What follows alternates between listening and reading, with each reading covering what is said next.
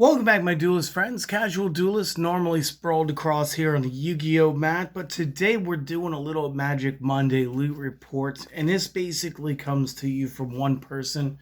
Um, so let's give him a thank you. Let's thank Daryl. We're gonna leave last names out of this just because anonymity is a thing. And what happened was one of my friends was cleaning up in their home. They were finding all of their old collections. They found a bunch of old Magic the Gathering cards. They knew that I was getting into playing Commanders because me and a couple of my coworkers do talk about it. And well, he had no interest really in keeping the cards.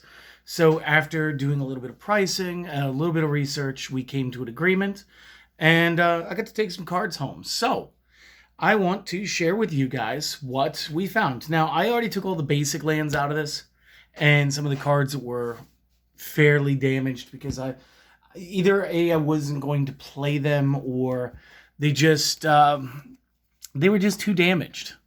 They wouldn't fit in a sleeve. And again, some of these cards are just outmoded, so some of this is just for fun, like this Goblin Hero.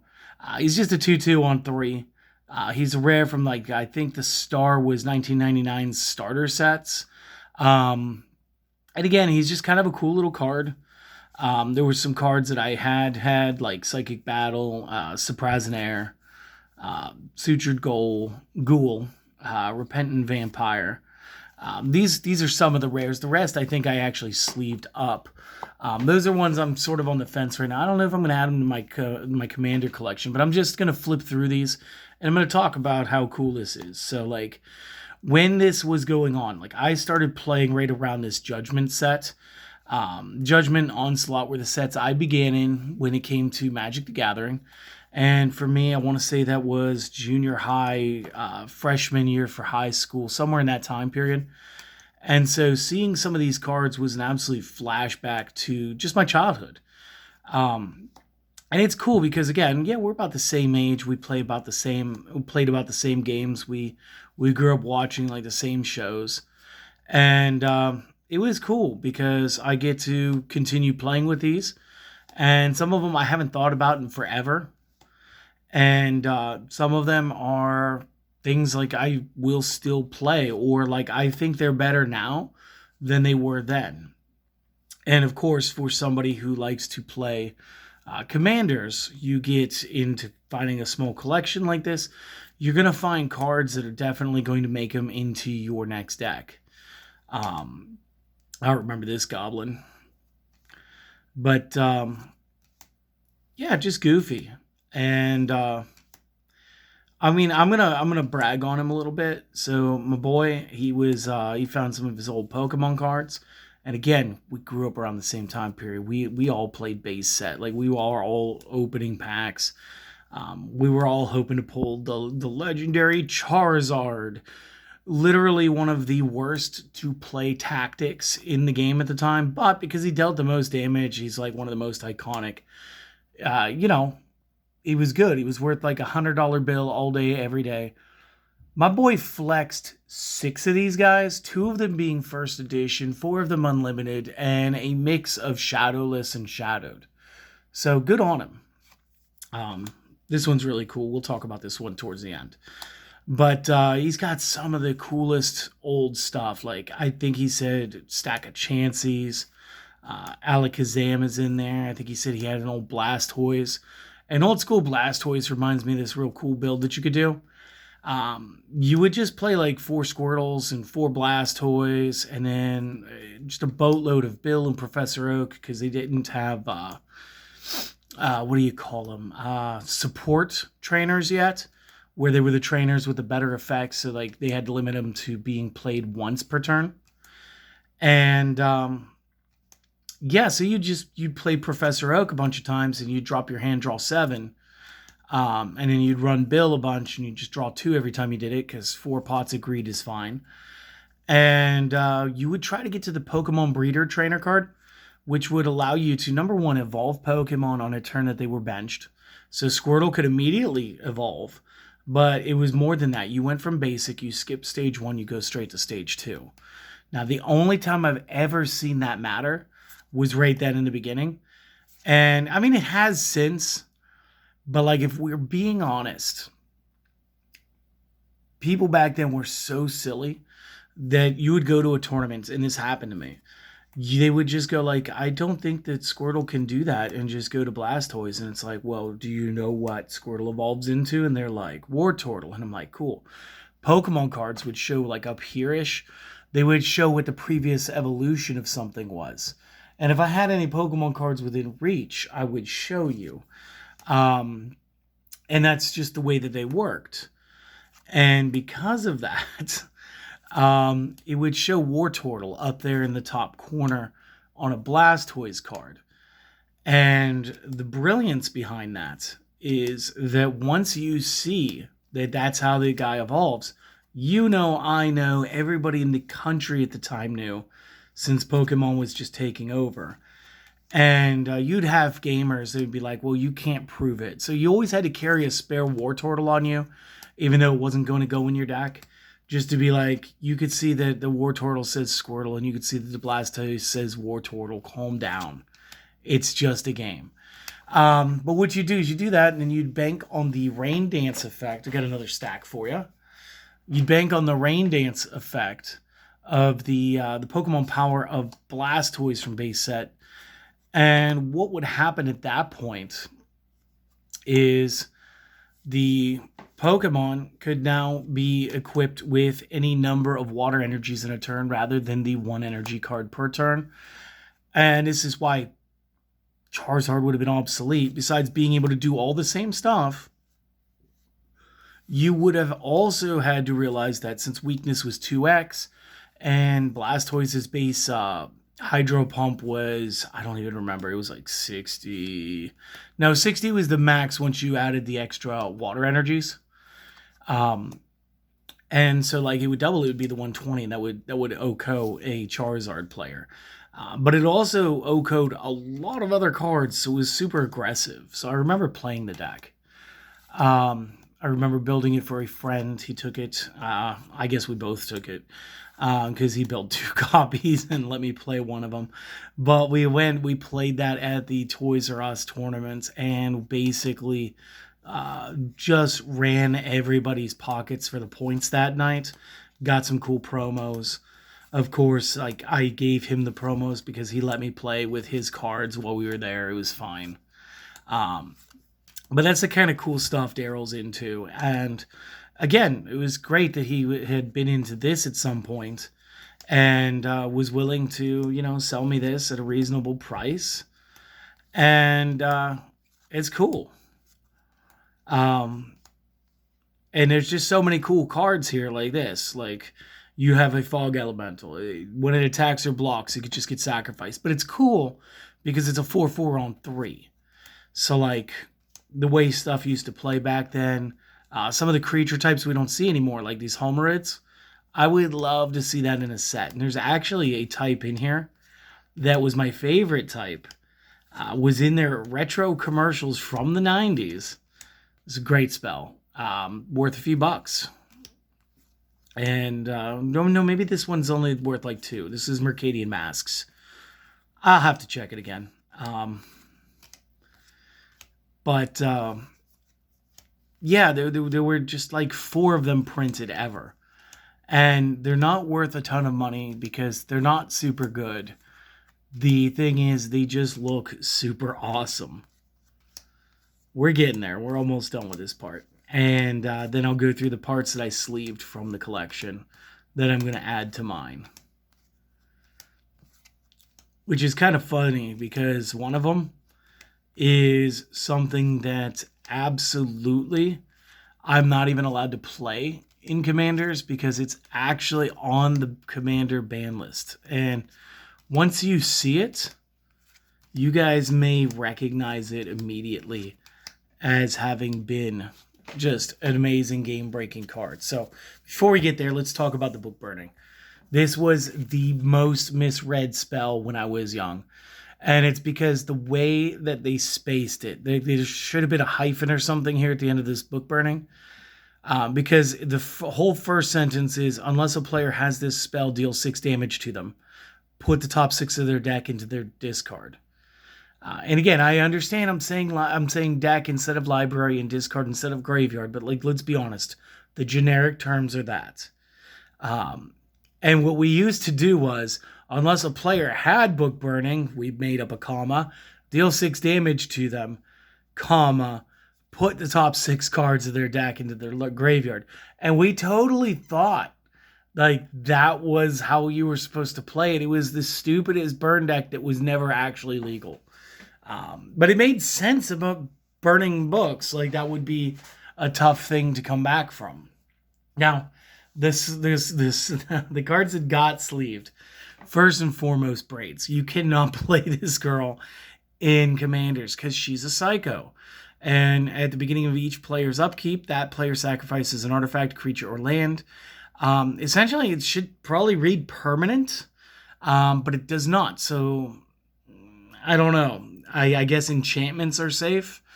And obviously planeswalkers because they came out after.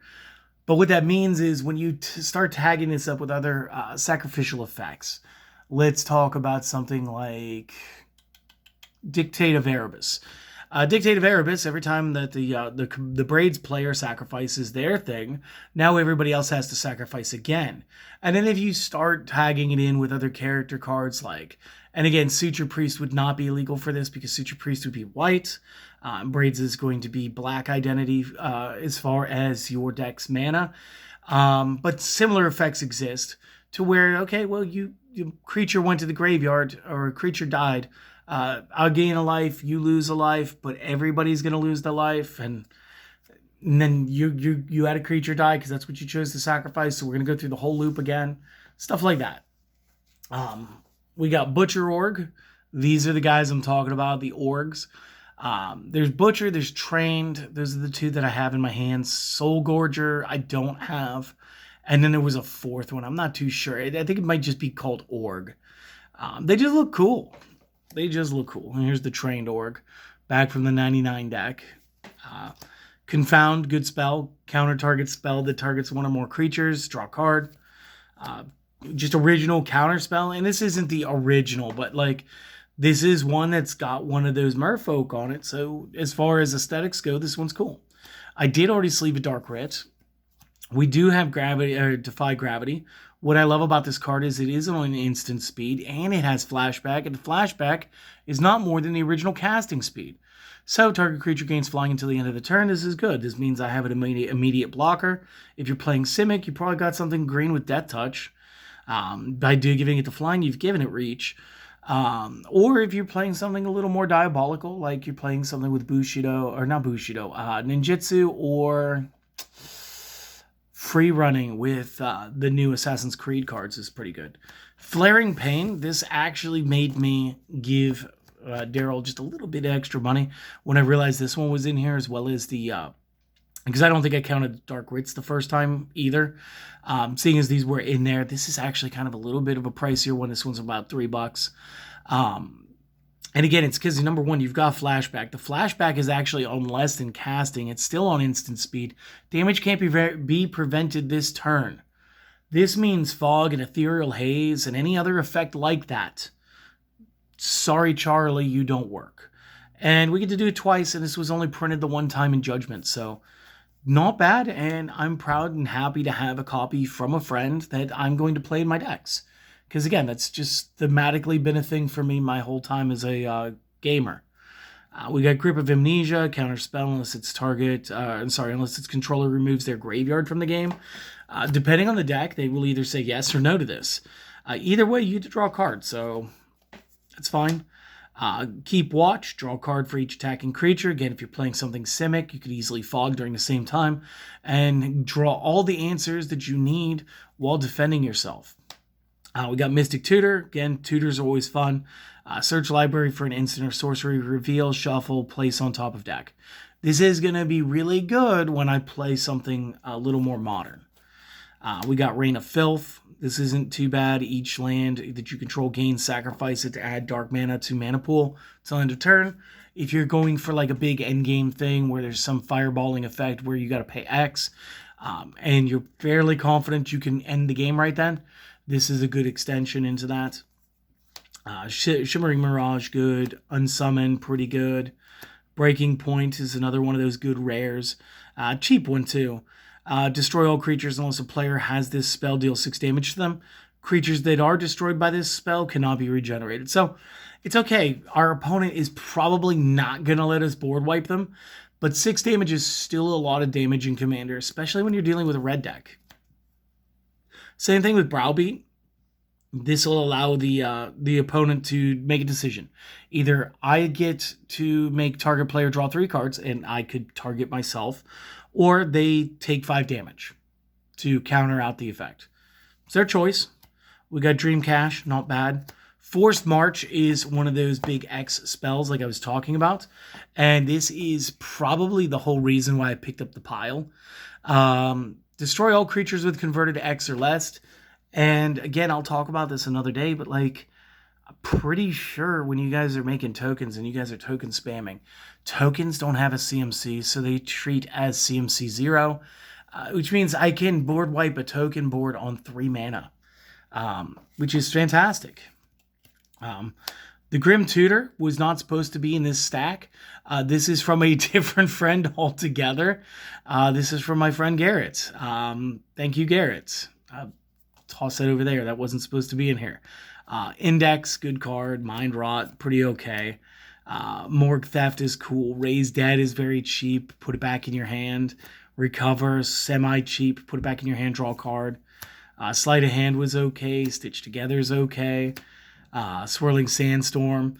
Deal 5 damage to each creature without flying.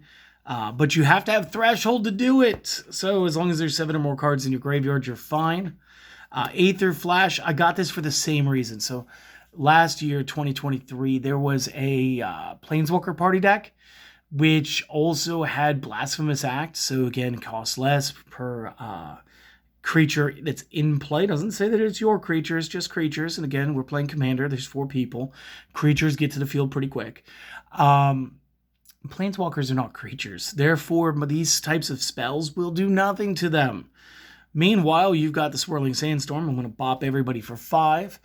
You've got Blasphemous Act, bop everybody for 13. And then you've got things like Aether Flash. They just say, when something comes into play, hit it for 2. And if it doesn't survive, well, they might as well just hold their mana until they have an answer for this enchantment. So again, cool stuff. Arcane Teachings, not too bad. There's a whole other deck idea here. Tainted Well, you turn something into a swamp, which is fun. Shadow Blood Egg. Number 1, I thought, just looks awesome. For 2 tap and sack, we can add red-black with a draw card. So again, this isn't a bad little like mana changer, per se. And I love the draw card. And one thing I'm going to really thank Daryl for was the cool older lands. So again, you got to be careful with some of these based on your mana identity. Some of these like this, you can't use it in a monocolor deck because it shows 3 different colored pips here. But if you're playing those 3 colors, or you're playing at least those 3 colors, then you're fine. You can play this, and it comes into play tapped. It generically adds blue, but you can sack it to get black and white. That's not bad. Bog Wreckage, not bad. You could sack it to add 1 of any color, or generically black, so it's fine. This one's not bad. It's got a threshold. You could sacrifice it after you pay in. Target creature gets -2/-2 until the end of the turn. This would have been better in like pre-Commanders, back when it was the EDH. And maybe this one isn't as good anymore, but I like it. It's cool, and I wanted it in my collection. Crystal Vein, I want to say this was actually reprinted alongside like the Freya Lease Commander Precon. Add colorless mana to mana pool, or tap sack, add 2 colorless mana to the mana pool. Again, this has been outmoded by things like Soul Ring, so it's not super important, but I just like it. I like it. We got the Dwarven Ruins, Fountain of Cho. We got the Geothermal Crevice, another one of the tricolors there. Ravaged Highlands. Sulfur Vent, doing that. And this is another really cool one, and this is one I'm happy to have in my collection, is 6th edition Sulphurous Springs. So again, it adds colorless mana, or I can add black or red if I'm willing to take a damage. Again, it's commanders, baby. You start with 40 hit points, and if you're not paying some, then why do you have them? So, yeah, thank you, Daryl. This was a really cool pickup. It was definitely worth just the trip down memory lane. Is also worth seeing, like, now that I have like 2 cards that are banned from commanders. Because I got that, and I've got that collection sitting over here for sure. Let's see if she's still over here. I got to put that with my Iona, the Shield of Emeria. Again, they're effects that are just too strong considering the format. So, again, thank you. It was awesome. I hope everybody enjoyed seeing these. And thanks, Garrett, for the Grim Tutor, because, again, I like tutors. And hopefully you guys are, doing well. Go out, do something for yourselves today. Obviously, I'd like to ask you to support the channel if we've done enough to entertain you today. And hopefully the rest of our cards have come in so we can get back to doing some of this, the Time Wizard pre-banned format Yu-Gi-Oh! Plays. But until next time, guys, just have a wonderful day, okay? See you later.